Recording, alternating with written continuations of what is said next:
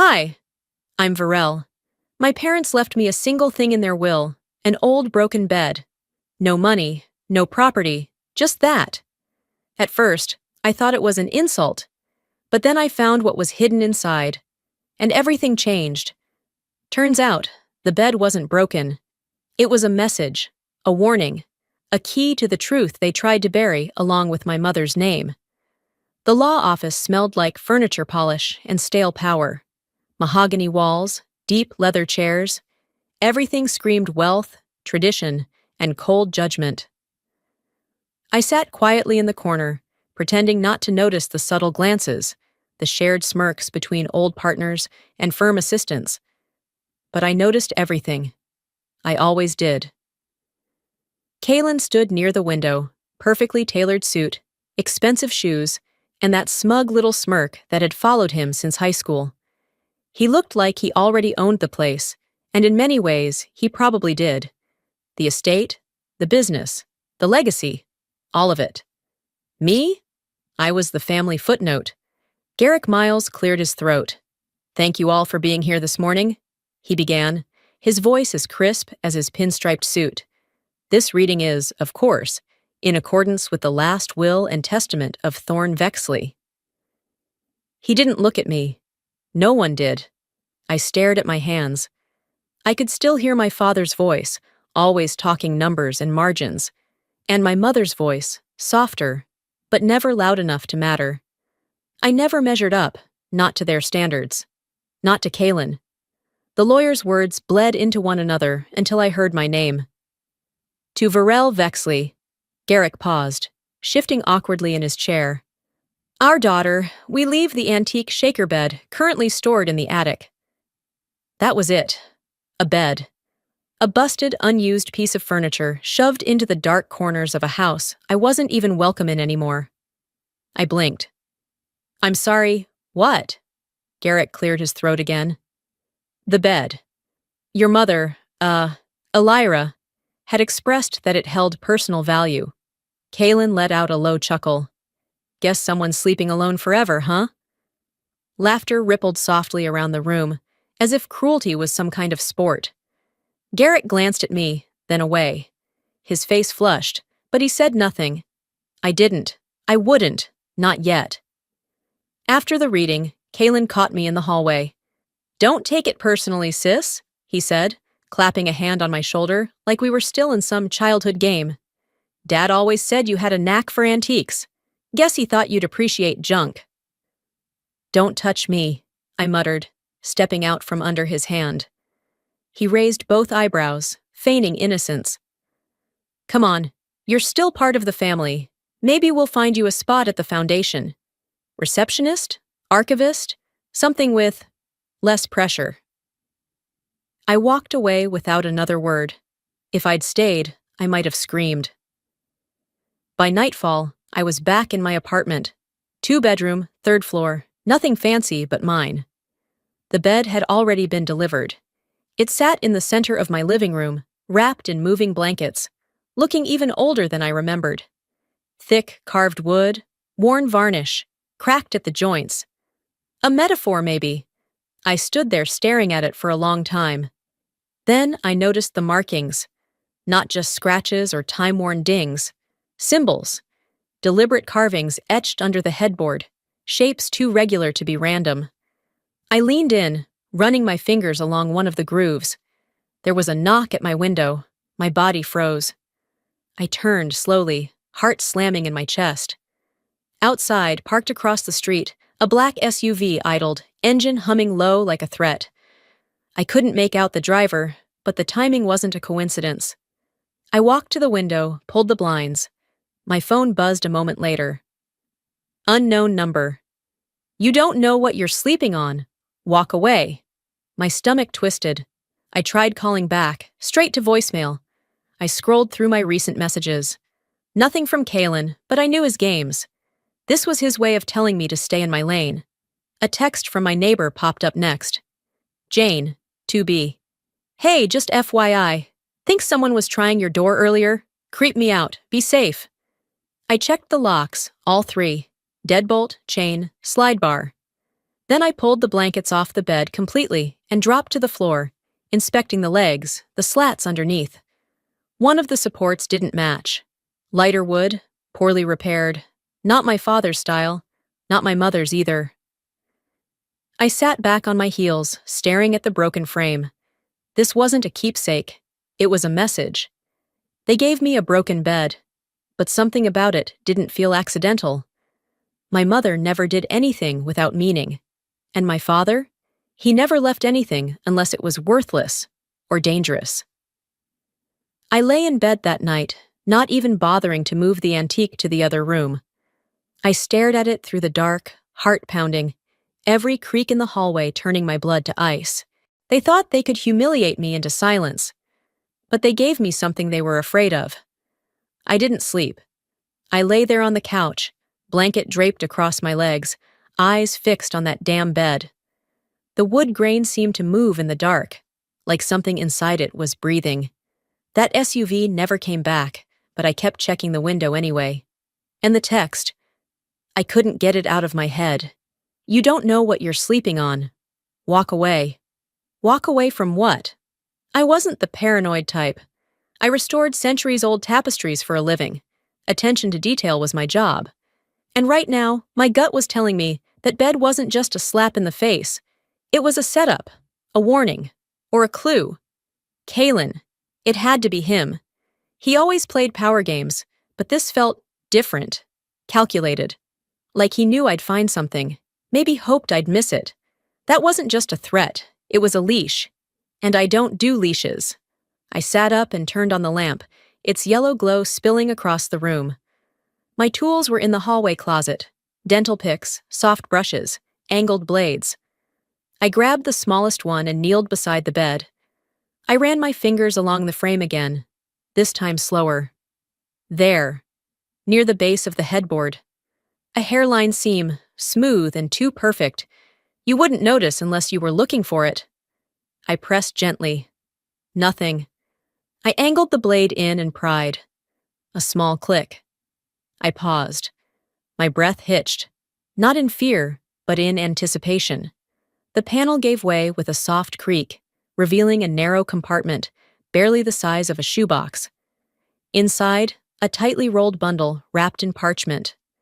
I reached in carefully and pulled it out, heart pounding, not from fear now, but adrenaline. I unwrapped the parchment slowly, like I was peeling away years of lies. Inside were several folded sheets, diagrams drawn by hand, blueprints, or at least that was my first impression. But the lines weren't just mechanical, they were artistic. Curved symbols, patterns tucked into corners.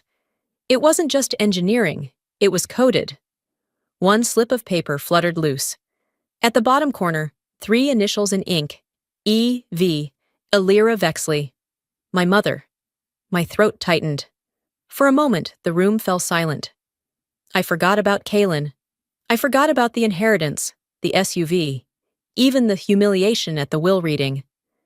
I was just a daughter holding a message from the one woman who had barely spoken above a whisper her whole life. I laid everything out on the floor, smoothing the pages with trembling fingers.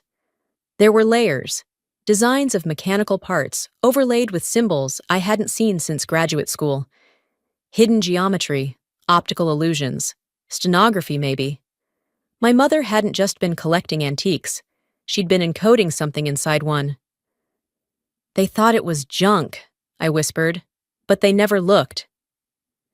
She'd hidden it in plain sight, because she knew I'd understand it. Not Kalen, not Dad. Me. I kept studying, flipping through each sheet. One was labeled Sequence 1, and another, Anchor Points, but without a key, I couldn't interpret much. I'd need time, and quiet. My phone buzzed again. Kalen. Let it go, Varel. You don't know what you're doing. I stared at the screen. Me. You're right. I don't. Not yet. I set the phone face down. They didn't expect me to find this. Maybe they didn't even know it was there. But something in my mother's silence, something in the way she watched me during those last few months, was starting to make sense. She'd been trying to say something, trying to pass something on. and I'd been too wrapped up in feeling forgotten to notice. Well, I noticed now. I turned over the largest blueprint again. In the bottom corner, barely visible unless you tilted the page toward the light, a line of cursive handwriting appeared. Only she will understand. I stared at it for a long moment, breath caught somewhere between awe and heartbreak. My mother had been speaking to me, I said out loud, and now I was listening. I didn't cry.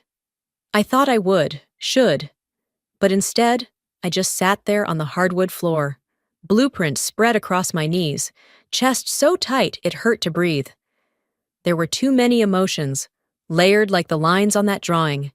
Grief, regret, a strange kind of wonder. Only she will understand. Those words weren't a riddle. They were a door. I folded the blueprint with care and placed it in a folder, then padded into the kitchen to make tea. My hands were shaking. The kettle hissed. I needed someone to talk to, someone who had known her, really known her, someone who hadn't smiled through lies and handed me a bed like it was an afterthought. I picked up my phone and dialed Hestia. She answered on the second ring. "Virel? I need to see you," I whispered. "Please." She didn't ask why. "Come now." By the time I reached her house, dawn had just begun to tint the sky with light. Her porch light was on, just like always. She stood in the doorway, wrapped in a knit shawl, eyes already glistening. "Oh, honey," she said as I walked in. "It's finally happening, isn't it?" I couldn't speak. I just nodded. She made me sit, placed her hands over mine, like she used to when I was 10 and afraid of thunderstorms. Then she walked to the sideboard and pulled out a small wooden box, aged and familiar. "She gave this to me months before she passed," Hestia said, voice trembling. "Told me not to open it. Said it was meant for you, when you were ready to stop listening to your brother." I opened the box. Inside was an old digital recorder. I clicked play. The voice that came through was soft, weary, but unmistakable. "Virel, my darling, if you're hearing this, it means you found what I couldn't protect while I was alive." I pressed a hand to my mouth. "I tried, sweetheart. I fought for you. I even went to a lawyer to establish a trust, something that couldn't be touched. But your father, he found out. He called me unfit, said I was poisoning you with delusions. He threatened to take you away, said, if you make one more move, you'll never see her again." My chest ached. He made me small, Virel, in court, in front of our friends, even in front of you. And I let him, because I thought survival was quieter than war. The recording ended with a pause so long, I thought it was over. Then, barely a whisper. "But I've always believed in you. You see things no one else notices. And I prayed, every single day, that someday you'd stop believing them and start believing in yourself." I couldn't hold it anymore. The tears came silently, spilling down my cheeks as Hestia placed a tissue in my lap and said nothing. My mother had never been weak. She had been silenced. All those nights, I'd thought she was staring out the window in quiet defeat.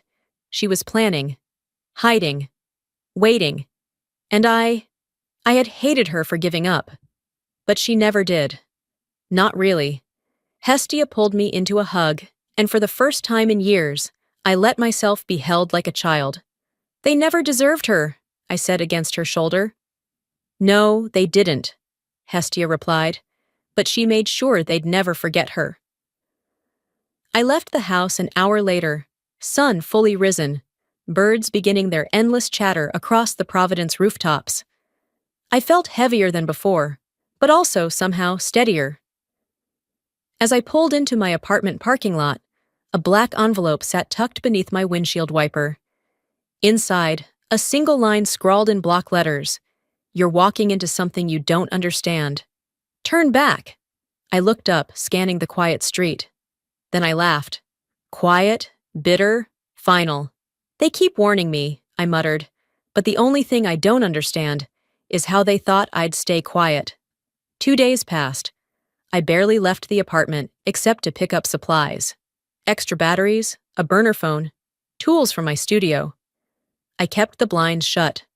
Slept during daylight, drank black coffee at midnight. I didn't feel paranoid. I felt prepared. The symbols on the blueprint weren't just decorative. They were directional, coordinates embedded in overlapping angles. Once aligned, they pointed to a spot just outside the city. A place I didn't remember. A place my father wouldn't want on paper. I drove alone, headlights cutting through the dark stretch of road like a blade. My GPS kept glitching. Once, the screen blinked black for 5 seconds before returning to life. It didn't matter. I was already close. The warehouse looked abandoned. Cracked windows. Condemned signs peeling off the front. But the lock on the side gate? New, clean, recently installed. I parked half a block away and approached on foot. The air around the building felt stale, still, like everything inside was holding its breath. I found the side entrance, rusted but barely latched. I pushed it open and stepped inside. Sensors clicked on. Low amber lights flickered along the walls. A hum rolled beneath the floor, faint and steady, electric systems still running. This place wasn't dead. Someone had been keeping it alive. I walked past metal beams, empty crates, a conveyor belt frozen mid-motion. Then a voice came from the shadows. "You came, just as I hoped." I froze. The voice wasn't Kaylin's. A figure stepped forward, and my world tilted. It was him, Thorn Vexley, alive. I stumbled back a step, grabbing the nearest support beam. He looked exactly as I remembered. Same broad shoulders, same calculating eyes, but thinner, paler, like someone who had traded sunlight for control. "Dad?" I whispered. He smiled. "Not quite the ghost you expected, huh?" My legs felt like lead. "You're supposed to be dead. Death is relative," he said calmly. "Sometimes disappearing is more efficient than dying." Before I could respond, another figure stepped out behind him. Of course. Kaylin. He looked too pleased with himself. "Told you she'd figure it out." "You?" I looked between them. "You faked it. You both. This whole thing. What was it? A test? A game?" "Insurance," Thorne replied. "Your mother had started leaking information. Little things at first. Patents, names. Then she built that bed." My heart punched against my ribs. She didn't build it to store secrets. She built it to protect them from you. Thorne tilted his head. "She built it for you. That was her mistake." I stepped back, hand reaching instinctively toward my pocket. My phone, a recorder, anything. "She trusted me," I said, voice shaking, "because she knew you'd come after me next." He didn't argue. Instead, he reached into his coat pocket and pulled out a small remote, pressed play. A recording played through hidden speakers. Her voice again. "Elira Vexley, March 14th. Thorne threatened to have Varel removed from the home. Said if I didn't stop pursuing the trust, he'd file for custody, claim mental instability, fabricate medical reports. Said, 'She'll be mine before you can blink.'" My knees buckled. "That's enough," I snapped. Thorne turned off the recording. "You were never the target, Varel. You were leverage. You were the perfect pawn." A silence hung in the air like smoke. Then I spoke, lower than before. "You threatened to erase me." "No," Thorne said coolly. "I threatened to use you. Big difference." I clenched my jaw, stepping forward. "You don't get to define that." "You don't get to rewrite history, sweetheart," Kaylin added. "Mom lost. You were just too naive to see it." "You know what?" I said, my voice rising like a tide, slow but certain. "I might have been naive, but I see clearly now." Thorne took a step closer, voice low, almost sympathetic. "You're in over your head, Varel. If you walk away now, I'll forgive the trespass. Stay, and you'll regret it." I looked into his face, the man who taught me fear and called it structure. The man who claimed silence was safety. The man who tried to bury my mother in life and in death. "No," I said, meeting his stare. "You don't get to erase women anymore." I walked out of that warehouse with my pulse hammering in my throat and my fists clenched so tight, My nails left half-moon dents in my palms. "You don't get to erase women anymore." I didn't say it for them. I said it for her, for my mother, for the woman they spent years calling unstable, irrelevant, fragile. But she wasn't fragile. She was filtered out, censored, sanitized from their version of the truth. I didn't sleep that night. Instead, I sat on the floor with the documents from the hidden compartment, pages spread across my living room like shattered glass. Blueprints, test notes, sketches, patent filings never submitted. It was all here, and nestled among them, folded inside an old manila envelope, was a laminated press clipping. Vexley Industries named Innovator of the Decade. The article praised the invention that had revolutionized small-scale energy transfer in urban housing infrastructure. The photo showed Kalen, grinning like he'd built the thing with his bare hands. But the diagram they used, the one displayed behind him during the award ceremony, was my mother's. Word for word. Stroke for stroke. Even her signature loop in the lower right corner was faintly visible beneath the company logo they'd slapped over it. I stared at that page, my vision blurring. My breath grew shallow. They didn't just take her voice. They took her genius, sold it, celebrated it, turned her into nothing while they bathed in applause. I whispered, they stole her brilliance and put their names on it. Something inside me snapped. Not loudly, not dramatically, just a click, a decision. The next morning, I messaged a woman I used to follow during my undergrad days. Her name was Dana Fields, an investigative reporter who didn't pull punches and had a knack for blowing open corporate scandals. She agreed to meet in a downtown cafe 2 hours later. She arrived in a gray coat, messenger bag slung over one shoulder, laptop already open before she sat down. "All right, Varel," she said. "You said this wasn't just personal. Prove it." I handed her the folder. No hesitation. She flipped through the document slowly at first, then faster. Her brows drew closer together. "This blueprint," she muttered, tapping a corner. "Where did you get this?" It was hidden in an antique bed my parents left me, one that used to be in my mother's studio. "Are you aware this exact design was featured in the Vexley Industries patent suite 5 years ago?" "I am now." She looked up at me. "If these dates are accurate, and these sketches predate their submission, this isn't a dispute. This is theft, fraud, maybe even racketeering." "I don't need a court to tell me what I already know," I said quietly, "but I need the world to hear it." Dana leaned back, nodding slowly. "You realize what you're doing, right? This isn't just family dirt. This is going to hit a national level." "Good," I said. "Let it burn." That night, the article went live. Buried genius. Was Vexley's legacy built on a stolen foundation? It started as a ripple on niche media.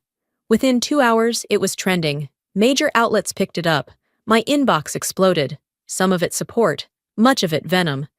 "You should have stayed in your lane. You're ruining your family. Ungrateful little parasite." And from Kalen, of course. "You've made a big mistake." He didn't even try to mask it as concern. Just power trying to hold the last thread of control. I stared at his message for a long time, then deleted it. Instead, I picked up my phone, switched the camera to front-facing, and hit record. "My name is Virel Vexley. I'm an art restoration specialist. I'm also the daughter of Elira Vexley, a woman who created something brilliant and died with the world believing she was nothing." I paused. My hands trembled, but my voice stayed firm. "You told me to stay silent. I stayed silent too long. Now, I speak for her." I posted the video and powered off my phone. No hashtags, no tags, no theatrics, just truth. Plain, brutal, overdue. By morning, my inbox had imploded. Not even an hour passed before the retaliation started. Messages flooded in from numbers I didn't recognize. Some were silent. Others hissed veiled threats through encrypted apps. One read simply, "Nice move. Hope your fire alarms work." Then the building manager knocked on my door. "Miss Vexley, fire inspection, unscheduled." He looked nervous. Too nervous for a man who had worked here 10 years. I didn't open the door. Send them back with a warrant. He hesitated, then mumbled something and left. I watched him through the peephole, phone clenched in my hand. They were poking, pushing, seeing if I'd flinch. I gave them a chance to back off. They didn't take it. So I opened the last envelope, the one my mother had sealed with red wax and a note. Only if they come for you. Inside was a USB drive and a single sheet of paper. On it, 3 words. Clarity Protocol, Initiate. I plugged it into my laptop, and instantly, a password screen appeared. Blank, except for a blinking cursor. I didn't hesitate. The answer had been etched in that bed frame since the beginning. I typed in the first sequence of overlapping triangles from the blueprint. The screen flickered. Then her voice filled the room again. If you're seeing this, they came for you too. I closed my eyes for a moment, letting her voice wash over me. This system is a fail-safe, she said. Every file, every recording, every blueprint archived here, encrypted, ready to go where they can't bury it. You'll have one chance to activate it. A list of recipient nodes began to scroll down the screen. SEC, DOJ, EPO, YPO, CNN, The Guardian, Reuters, ProPublica. Hundreds of files populated the progress bar. Audio logs, internal emails, false statements, whistleblower testimonies with dates that made my stomach turn. Kaylin's voice on tape. She's already dead weight. Let's make sure she stays buried. My hand hovered over the final command. There was no going back. But there was also no other way forward. I clicked Upload. The screen turned black for a heartbeat, then filled with pulsing white light. Clarity Protocol activated. Secure transmission in progress. My eyes burned, not from tears, but from the clarity my mother had always believed I'd one day find. She had built this, hidden it beneath decades of silence, left it for the one person they never saw coming. Me. I watched the bar fill, 12%, 39%, 72%. Then, Clarity Protocol completed. Data integrity confirmed. All nodes received. The room fell still. My phone buzzed again. Kaylin, you've destroyed everything. I stared at his message. Then I typed back, not everything. Only the lie. I sat back, breath catching for a second. The sun had broken through the clouds outside, casting long stripes across the hardwood. My apartment had never looked brighter, or more like a war room. I didn't feel like a daughter anymore. I felt like the person my mother always believed I could be. Not just a witness, not just a voice. A reckoning. I walked into the bathroom, splashed cold water on my face, and looked into the mirror. For the first time, I didn't see my father's disappointment or my brother's smugness. I saw me, unshaken. I leaned closer to the reflection, voice barely a whisper. Now we see who they really are when the masks come off. The next 2 days moved like a landslide. No control, no warning, only impact. Every news outlet ran a variation of the same headline. Vexley Empire implodes amid intellectual property scandal. Clarity Protocol leak sparks DOJ, SEC investigation. Buried genius. Who was Elira Vexley? I sat on my couch, knees hugged to my chest, watching it all unfold with the quiet intensity of someone who had nothing left to lose and everything to protect. Stock prices dropped like a stone. Investors bailed. The board of directors called an emergency vote, then another, then stopped answering their phones altogether. By noon on the second day, the company's legal counsel issued a public statement. They welcomed cooperation with the investigation and would reevaluate internal systems and historic filings. Translation. They were scrambling. My phone didn't stop vibrating. Journalists, lawyers, former employees, some I hadn't seen since childhood. One of them texted, "They used her work. You proved it. We're behind you." I didn't want applause. I wanted accountability. And justice was now playing on every screen in America. A federal judge confirmed what I already knew. My mother's patents were never legally transferred. Her inventions had been hijacked, repackaged, and filed under Vexley Industries without her consent. The court not only voided those filings, but reinstated Alira Vexley as the rightful holder of every IP license connected to those innovations. And because I was her sole heir, ownership passed to me. The boardroom inside Vexley HQ looked like the aftermath of a battlefield. Half the chairs were empty. The remaining members sat stiff, pale, watching the SEC reps shuffle through files at the end of the table. I stood at the head seat. I didn't sit. Someone murmured, "She controls the patents now." Another replied, "We're working for her." I kept my voice calm. "You're not working for me. You're deciding whether to work for what's next." That's when the door slammed open. Kalen.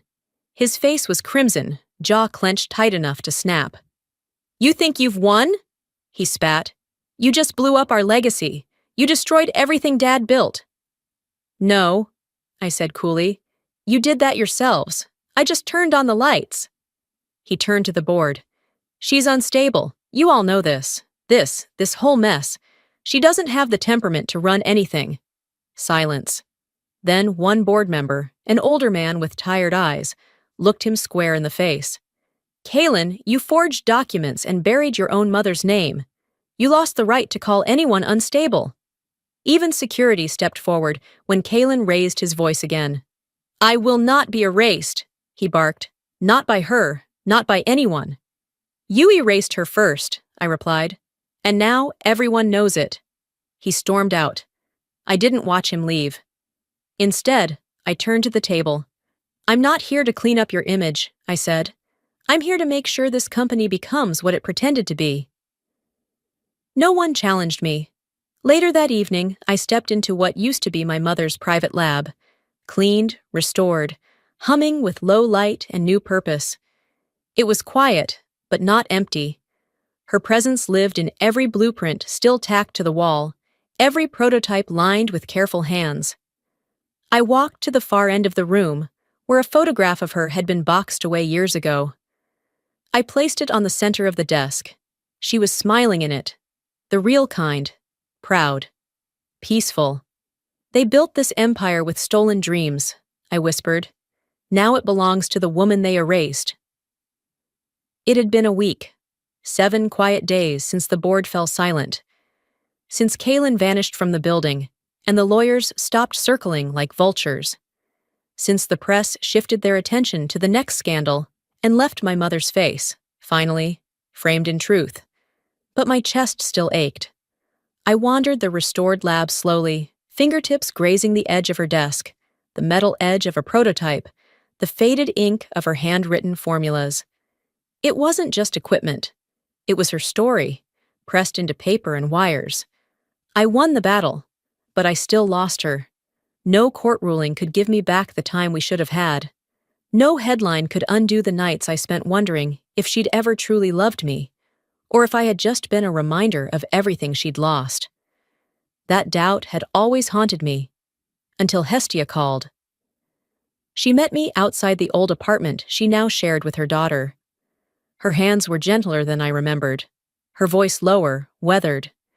"She asked me to wait," she said, pressing the envelope into my palm.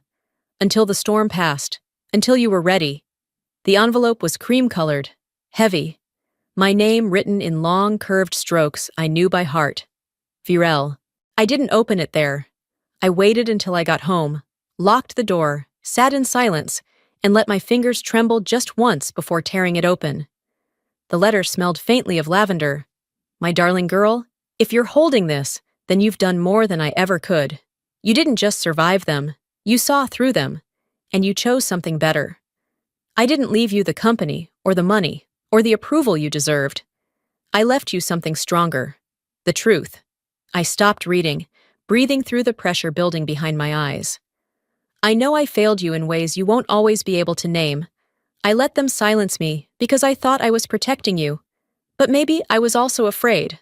Afraid that if I fought too hard, they'd erase me completely and take you with them. You were never invisible, Virel. You were my reason." That line undid me. I sat there on the floor, clutching the pages to my chest like a life raft, sobbing into the sleeves of the sweatshirt she used to wear on rainy days.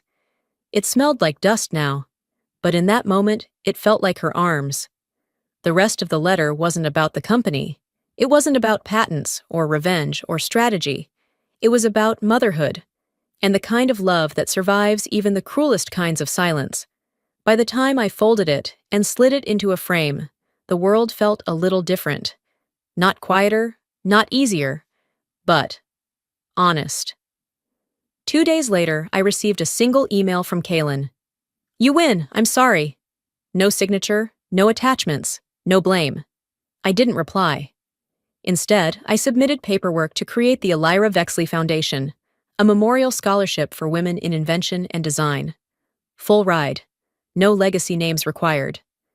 I gave the antique bed to the museum we launched with it.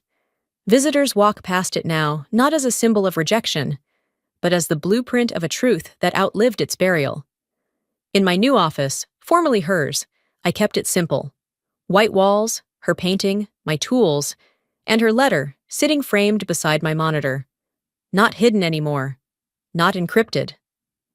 That night, after locking up, I turned off the lights, letting the skyline bathe the room in amber. I stared out across Providence and whispered to the dark, "You gave me a broken bed, but it held the blueprint to everything I needed to become." 2 months passed. The building didn't look the same anymore. It didn't feel the same either. Gone were the sharp edges, the sterile walls, the aura of dominance that used to hover like a shadow over Vexley Industries. Now, a new sign glinted in the morning sun. Aurora Innovations. In honor of Elira Vexley, whose light could not be silenced. I stood beside it as the plaque was unveiled, wind tugging at the hem of my blazer. Behind me, young inventors prepared their prototypes for the Foundation's first innovation fair. Nervous laughter bubbled up as they adjusted displays, tested code, rewired circuits. You could feel it in the air, energy without fear. I closed my eyes for a moment and imagined her standing beside me, arms crossed, chin tilted, that small, proud smile she used to wear when no one was watching. She would have liked this. Not the sign or the building or the name, the purpose. Later that afternoon, Hestia knocked gently on my office door. "You've got something," she said, holding out a cream-colored envelope. It had no return address, no postage, just my name, in handwriting that once filled the margins of my childhood notebooks. Varel. I opened it carefully. The letter inside wasn't long. It was from Kaylin, not typed, written. That alone surprised me. "I assume you've won, or are close enough it doesn't matter. I've had time to think. Not that it's helped much. You always wanted answers. I don't have any. I just keep wondering, do you really think she'd be proud of you doing all of this? Without me?" That question sat with me longer than I expected. I didn't hate him, not anymore. Hatred took energy, and mine was going somewhere better now. I folded the letter once, twice, then slid it into the drawer beside my mother's final words. He wasn't owed a reply, but he was owed the truth. The same truth he ran from. She wouldn't have been proud of me because I did it alone. She'd have been proud despite it. The real inheritance was never the company. It was never the power. It was seeing what she saw all along. I walked down the hall into the newly opened East Wing, now a gallery of restored blueprints and preserved designs. At the end of the room, in a quiet glass case under soft light, sat the bed. Polished, reassembled. Its secret panel opened just enough to reveal the blueprint tucked inside. Some visitors saw it and smiled. Others whispered, confused. One teenager pointed and said, "That's where it started." They weren't wrong. I stepped closer and read the etched plaque, the bed that carried a legacy. For a moment, I rested my hand on the glass. A goodbye. A beginning. That night, I sat by my apartment window, writing in a new journal, the kind with thick pages and no lines, just space for whatever needed to come out. They left me nothing. But somehow, it became everything. The broken bed, the buried blueprints, the truth they tried to hide. Success built on lies will always collapse. But truth? That will outlive us all. I closed the journal and looked out at the city. No fireworks. No headlines screaming my name anymore. Just quiet. And for the first time in years, I welcomed it. Sometimes what you inherit isn't money. It isn't a house, a name, or even the approval you spent a lifetime chasing. Sometimes what you inherit is a mess. A secret. A wound that no one warned you about. But I've learned that even a broken inheritance can become something powerful if you choose to rebuild it with truth. My story started with humiliation, a single splintered bed frame. But in the end, it gave me everything. The truth about who my mother was, the strength I didn't know I had, and the chance to rewrite what legacy really means. So let me ask you something. What are you carrying that might look like a burden, but could be hiding something bigger? A story waiting to be heard. A voice that's been silenced. A dream no one believed in, yet. I hope my journey reminds you that your worth isn't defined by what others give you, but by what you choose to create from it. If this story reached something in your heart today, leave a comment with a 1, or let me know where you're watching from. I'd love to hear your story too. And if it didn't land for you, I'd still love to know why. This space is for all of us. And hey, if you're still watching, hit that subscribe button so you don't miss the next story.